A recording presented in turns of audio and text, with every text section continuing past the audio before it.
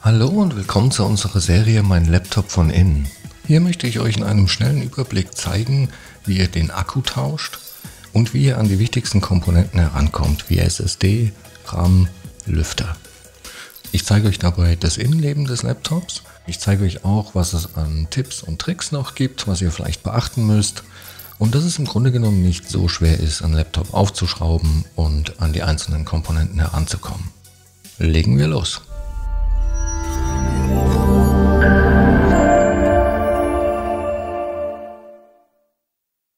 So, wir haben hier ein Medion, und zwar ein Akoya. Und ich zeige euch auch gleich, wo ihr die genaue Modellbezeichnung findet. Aber zuallererst stellen wir sicher, dass das Laptop nicht mehr mit dem Ladekabel verbunden ist.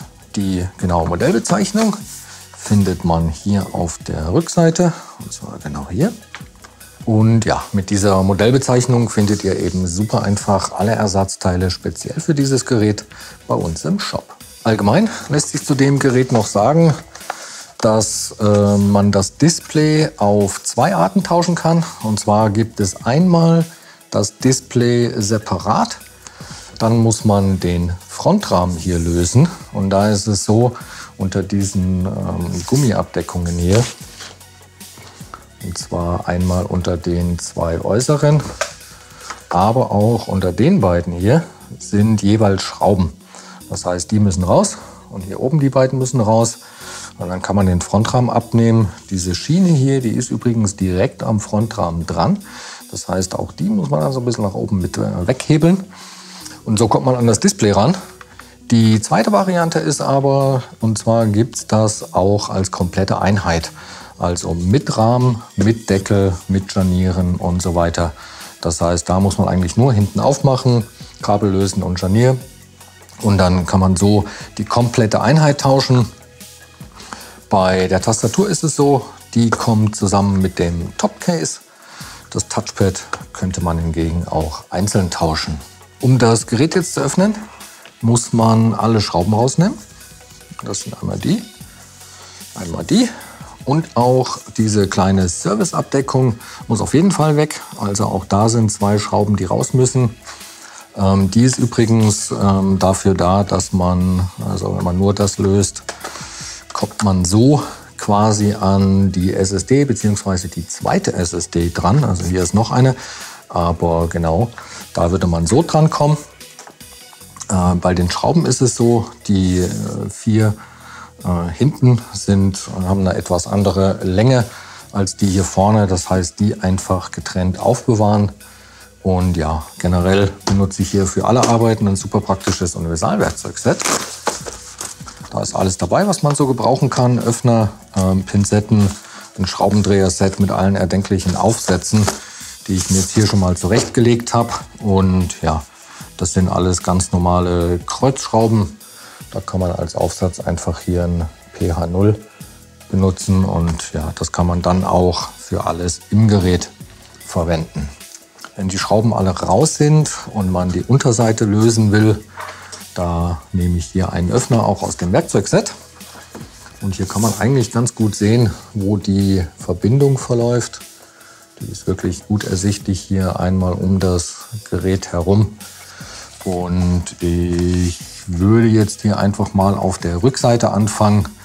Das heißt, man versucht im Grunde genommen zwischen Unterseite und Gerät eine Lücke zu schaffen und dann die Unterseite quasi hier wegzuhebeln. Und da ist es so, wenn das Gerät noch nie geöffnet wurde, geht das auch ein bisschen schwerer. Ja, das knackt super laut, da braucht man aber echt keine Angst zu haben. Das sind einfach die Einraststellen, die sich da lösen. Und im Grunde genommen macht man nichts anderes als ja, ohne Gewalt sich hier mit Geduld um das Gerät herum zu arbeiten. Auch an der Seite. Wenn das mal irgendwo super schwer geht, dann sucht man sich einfach eine andere Stelle. Man kann auch auf der Vorderseite anfangen, wenn man das hier einfacher ist. Und vom Prinzip her, wie gesagt, so einmal um das Gerät herum arbeiten. Und meistens kann man dann hier schon mit den Fingern drunter fassen und das Ganze mit ein bisschen Rütteln und Wackeln dann hier einfach abziehen. Hier geht es jetzt ein bisschen schwerer. kann man aber wie gesagt auch einfach noch mal drunter und das hier noch ein bisschen abheben. Ja, und schwuppdiwupp ist die Unterseite ab und so sieht dann das Gerät von innen aus. So, bevor wir jetzt aber irgendetwas weiteres machen, trennen wir auf jeden Fall als allererstes mal den Akku vom Mainboard, dass das Gerät auch wirklich keinen Strom mehr hat und die Verbindung läuft hier unter diesem Klebeband hier oder diese Abdeckung hier. Und da sieht man den Stecker und den kann man jetzt einfach hier rausziehen. Und ja, ist so dann einfach mal auf der sicheren Seite. Was wir hier noch sehen können ist, wie gesagt, hier der Platz für die SSD. Die ist in dem Fall jetzt nicht bestückt. Hier drüben ist die andere SSD. Der RAM ist hier übrigens aufgelötet. Das heißt, den kann man nicht erweitern oder tauschen. Wir sehen hier noch die CMOS-Batterie, die läuft hier zum Mainboard und ist jetzt in dem Fall hier einfach aufgeklebt. Dann ja, sehen wir hier noch den Lüfter und den Heatsink. Und jetzt muss ich gerade mal schauen. Ich sehe jetzt das WLAN-Modul gerade nicht, aber das ist wahrscheinlich dann hier, da ist es genau. Und da ist noch das WLAN-Modul, das ist dann jetzt hier in dem Fall tatsächlich auch aufgeklebt. So, wenn man den Akku tauschen will, dann muss man die Schrauben, die hier drumherum laufen, rausnehmen. Und dann kann man den Akku einfach nach oben hin aus dem Gerät nehmen. Der klebt jetzt hier auch noch ein bisschen an irgendwas und ja, kann das so gegebenenfalls eben auch tauschen. Direkt unter dem Akku ist hier das Touchpad, also hier so, ne?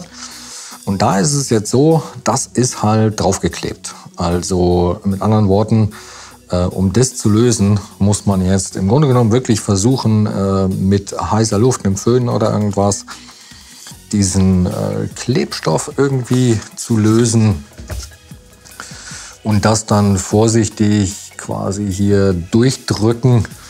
Das ist jetzt nicht die schönste Art, den zu verbauen. Das Kabel hier ist noch unter einem Klebeband und auch das muss man natürlich vorher trennen, genau wie das Klebeband hier. Und da ist es so, das ist jetzt hier ein Kippschalter, das heißt, den klappt man zuerst nach oben. So, und dann kann man das Kabel rausnehmen und beim Wiederverbinden, ja, gleiches Spiel, Stecker muss offen sein. Und dann sieht man hier noch die weiße Linie, die zeigt ganz gut, ob das Kabel richtig drin ist. Und dann klappt man den Stecker wieder zu. Und ja, also nicht die schönste Art, aber theoretisch wäre es möglich. Die SSD zu tauschen oder SSDs, weil beide funktionieren gleich.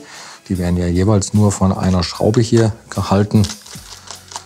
Das heißt, sobald man die raus hat, kann man die SSD nach hinten aus dem Slot ziehen und so natürlich dann auch tauschen.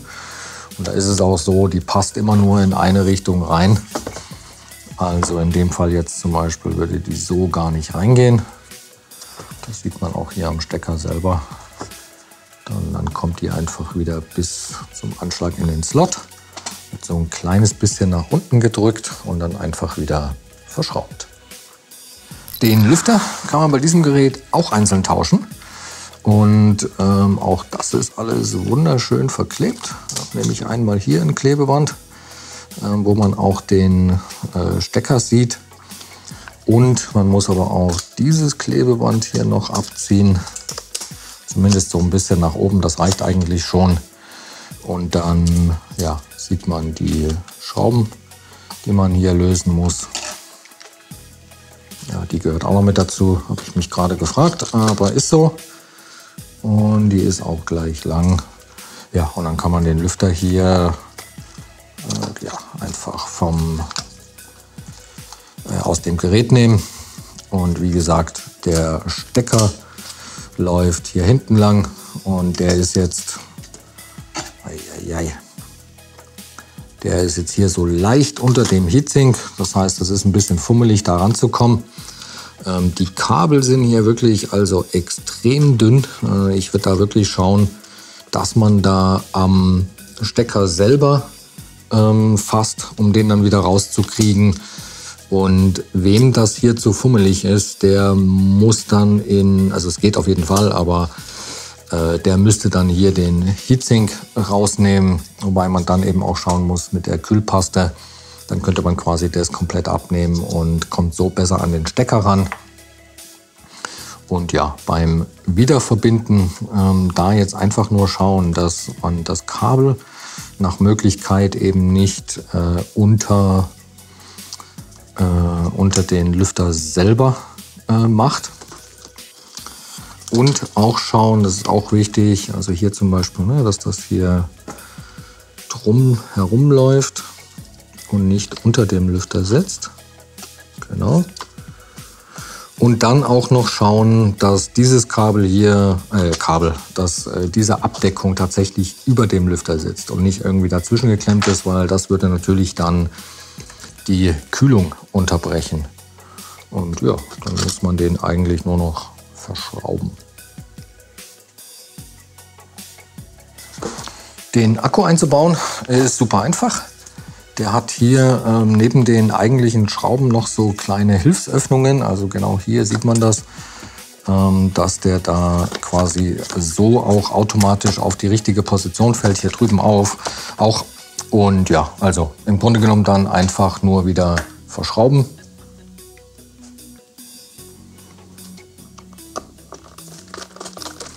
Und natürlich ganz, ganz wichtig, nicht vergessen auch den Stecker wieder zu verbinden, dass das Gerät danach auch wirklich wieder Strom bekommt. Da einfach schauen, dass der wirklich richtig drin sitzt. Und ja, dann kann man die Unterseite auch schon wieder verbinden. Und die legt man ja jetzt einfach nur von oben auf das Gerät. Ich hakte hier vorne so ein kleines bisschen ein. Und dann wird die nach unten gedrückt und da kann man auch echt feste drücken. Also hier, da sind einige Verbindungen und ich würde auch wirklich am Ende noch mal einmal um das Gerät schauen, dass da keine Lücke mehr zu sehen ist. Dass das wirklich, man hört das auch echt super, dass das hier wirklich alles wieder richtig fest sitzt. Und dann ja, kann man die Schrauben wieder festziehen und die Abdeckung wieder drüber machen und ist super schnell mit allem durch. So, ich hoffe, das Video hat euch weitergeholfen. Wenn ihr noch Fragen oder auch Anregungen habt, lasst uns gerne einen Kommentar da. Und dann wünsche ich euch viel Spaß beim Schrauben. Bis zum nächsten Mal. Ciao.